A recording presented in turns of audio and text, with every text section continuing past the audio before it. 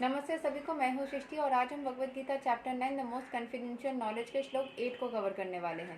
रोज की तरह पहले मैं संस्कृत में श्लोक को पढ़ूंगी, इसके इंग्लिश ट्रांसलेशन को देखेंगे और मीनिंग को समझेंगे। तो चलिए शुरू करते हैं। प्रकृतिं स्वम् अवस्तभ्य विसृजमि पुनः पुनः भूताग्रमाम् इमां कृष्टनाम् अवसाम् प्रकृतेर्वसत्. The whole cosmic order is under me. Under my will it is automatically manifested again and again, and under my will it is annihilated at the end. तो पूरे भगवान यहाँ पे बोल रहे कि सब कुछ, ये जो ओ माय गॉड मूवी में हुआ था ना, जहाँ पे बोला गया था जिस श्लोक से फाइनली वो कांजी नाथ या कांजी लाल जी मिश्र क्या था मेहता, उन्होंने जीता था उस केस को। तो भगवान यही था, वो एक्ट ऑफ गॉड का जो केस था ना, कि the whole cosmic order is under me, under my will it is automatically manifested again and again, and under my will it is annihilated at the end. तो उनके ही इच्छा से सारी चीज़ें डिस्ट्रॉय हो सकती है. आई डोंट नो कि और भी कुछ ऐसे श्लोक वहाँ पे कौन सा श्लोक यूज़ किया गया था, आई डोंट रिमेंबर एक्चुअली, क्योंकि मैंने मूवी को बहुत बार देखा था. बट फिर भी मुझे इतना अच्छा लगा था, मुझे अभी भी कोई 10 बार बोलेगा तो यही एक मूवी है जिसको मैं 10 बार भी देख सकती हूँ. जब भी मैं वहाँ पे वो कृष्ण भगवान का, अक्षय कुमार का वो चीज़ देखती हूँ ना, I just get so connected and so emotional. उन्होंने जान डाल के की होगी, मुझे लगता है जैसे सच में मैं कृष्ण भगवान को देख रही हूँ. सो अलग ही एक एनर्जी फील होता है. एनीवेज, तो यहाँ के एक्सप्लेनेशन को समझ लेते हैं. This material world is the manifestation of the inferior energy of the supreme personality of Godhead. This has already been explained several times. At the creation, the material energy is let loose at the Mahat Tattva, into which the Lord is at his first Purusha incarnation. Mahavishnu enters.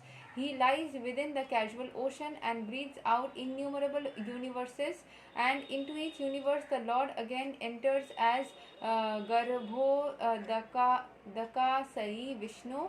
Each universe is in that way created. He still further manifests himself as Skiro Dakasai Vishnu, and the Vishnu enters into everything, even into the minute atom. This fact is explained here. He enters into everything. Now, as far as the living entities are concerned, they are impregnated into this material nature, and as a result of their past deeds, they take different positions. Thus, the activities of this material world begin. The activities of different species of living beings are begun from the very moment of the creation. It is not that it is evolved. The different species of life are created immediately along with the universe. Man, animal, beasts, birds, everything is simultaneously created, because whatever desires the living entities had at the last annihilation are again manifested. तो मरने के and होने के time पे जो सारी चीज़ें इच्छाएं उनके मन में लेके वो मर जाते हैं, जन्म लेते हैं, वही सारी इच्छाओं के साथ में वो वापस से अपने कर्म स्टार्ट करते हैं. इसीलिए जब मैं 7 साल की थी ना, उस टाइम से भी मुझे कुछ कुछ चीज़ें इच्छाएं हुई थी जो मुझे आज भी याद है. आज भी वही सारी इच्छाएं मुझे याद प्रतीत, मतलब I remember all those things, and मेरी वो इच्छा अभी भी कांस्टेंट है. सो कुछ चीज़ें शायद वो पूर्व जन्म से रिलेटेड हो सकती है, पूर्व जन्म के कर्म से रिलेटेड हो सकते है वही कर्म मैंने पूर्व जन्म में किया हुआ होगा, जिस वजह से मतलब मुझे वो चीज़ अभी भी वो फील होती रही. इतने छोटे उम्र से, जब 6-7 साल की उम्र से ही हम लोग थोड़ा ज्ञान प्राप्त करते हैं, चीज़ों को समझने लगते हैं. उसके पहले तक तो 5 साल तक तो हम बेबी ही रहते हैं. तो उस टाइम में मुझे कुछ इच्छाएं हुई थी मेरे मन में, कुछ बहुत ही मतलब मच्योर तरीके से मैंने कुछ चीज़ सोचा था, मुझे ये रिस्पॉन्सिबिलिटीज़ लेना है, वो चीज़ें करनी है. तो वो सारी इच्छाएं मुझे याद है. तो वही, so because whatever desires the living beings had at the last annihilation are again manifested. It is clearly indicated here by the word avasam that the living entities have nothing to do with this process. The state of being in the past life, in the past creation, is simply manifested again, and all this is done simply by his will. This is the inconceivable potency of the supreme personality of Godhead. तो past life पे past creations को वापस से वहाँ से start करना, वो potential चीज़ वो भगवान के पास है. जहाँ तक अपने पढ़ाई खत्म किया वहीं से वापस से स्टार्ट करना, एग्जैक्टली करेक्ट तरीके से, एग्जैक्ट कैलकुलेशन. मतलब वो हर एक इंसान का तो बैठ बैठ के कैलकुलेशन करते होंगे कि नहीं, मुझे नहीं पता. मुझे जितना समझ में आया, कंप्यूटराइज सिस्टम जैसा वो ना, उन्होंने प्रोग्राम कर दिया होगा, जैसे प्रोग्रामर्स होते हैं, साइंटिस्ट जैसा करते हैं, तो उन्होंने प्रोग्राम कर दिया होगा, बाकी ऑटोमेटिकली वो लूप में चलता रहता है. So the state of being in this past life, in the past creation, is simply manifested again Okay. This is the inconceivable potency, and after creating different species of life, he has no connection with them. The creation takes place to accommodate the inclinations of the various living entities, and so the Lord does not become involved with it. ठीक है, तो भगवान उनके साथ में directly involve नहीं होते हैं, क्योंकि हर किसी का अपना अपना एक कर्मा रहता है, डिफरेंट डिफरेंट स्पीशीज़ के डिफरेंट डिफरेंट लाइफ ये रहता है. So he has no connection with them. The creation takes place to accommodate the inclinations of various. तो हर किसी का जैसा कर्म है उस हिसाब से वो चलता रहता है, उनका डायरेक्ट किसी के साथ कनेक्शन है. सो ही इज़ वेरी माने सेपरेटेड फ्रॉम इट. यही चीज़ बोला जा रहा है कि अपने कर्म से कभी भी इतना ज़्यादा अटैच मत हो कि आप उसका एक पार्ट बन जाओ. कर्म करो एंड उसको छोड़. जैसे भगवान अपना काम कर रहे हैं तो उनका काम ही है, उसके वजह से वो किसी से भी अटैच नहीं हो रहे कि उस इंसान से एकदम पकड़ गए रह गए. तो कभी कभी हम अपने कर्म स्थल पे ना बहुत अटैच हो जाते हैं एंड उससे हमारी इमोशनल बैगेजेस क्रिएट होती है. सो इसीलिए किसी भी फॉर्म ऑफ लाइफ में ना मतलब अटैचमेंट क्रिएट मत करना. प्यार करना एंड अटैचमेंट क्रिएट करना डिफरेंट. प्यार करना मतलब उसको स्वतंत्र छोड़ देना, उससे चाहे चाहे आपकी कनेक्शन रहे, कंटैक्ट रहे ना रहे, आप फिर भी उसके लिए एक अच्छा फीलिंग रखते हो. You care for the person. And attachment मतलब उसको हर टाइम देखने की इच्छा रखना और उसको पास में पोजेसिवनेस जैसा होता है. That is a form of attachment only. तो वो टॉक्सिसिटी क्रिएट करता है. किसी भी इंसान को पकड़े रखना, उसके साथ में जुड़े रहना, वो दैट इज़ अटैचमेंट. ठीक है, तो उससे निकलने की, that is a general human emotion, but उससे निकलने की कोशिश करना चाहिए. एंड उससे निकलने का यही माध्यम है कि जितना हो सके हरे कृष्ण महामंत्र का जाप करें. That is the only way which helps you to attain intuition powers, helps you to resolve your issues, helps you to create detachment and get away from all the different kinds of problems in life.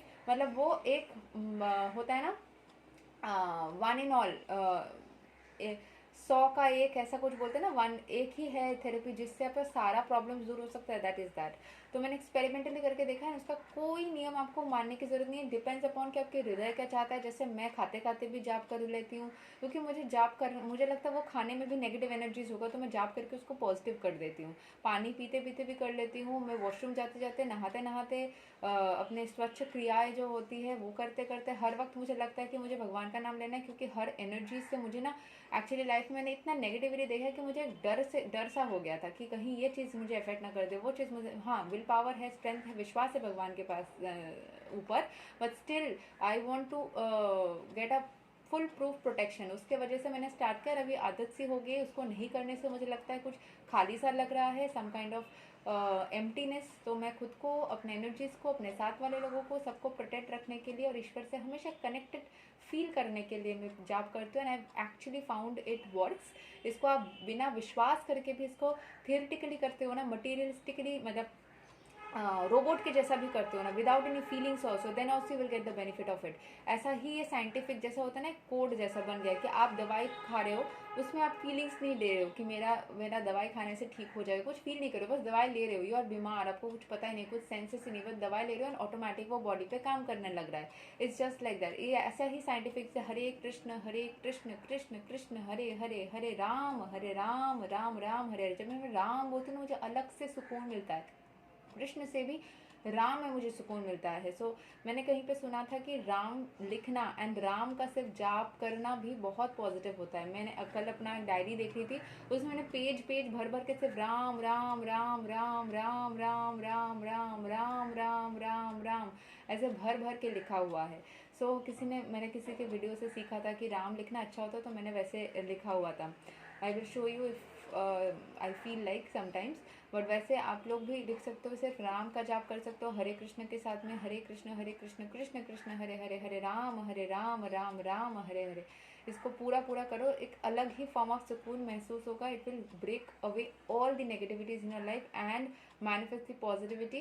कुछ भी खराब कर्म भी हम करते हैं तब भी वो खराब कर्म को डिजॉल्व करने की क्षमता रखते हैं.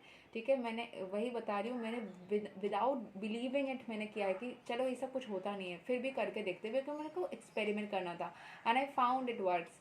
इसीलिए मैं आप सबको बताऊंगी, लाइफ के कोई भी सिचुएशन हो, किसी के पास जाने से पहले बस हरे कृष्णा महामंत्र करके देखिएगा, कुछ तो आपको महसूस ज़रूर से होगा. यही तो था श्लोक number 8 of Bhagavad Gita chapter 9.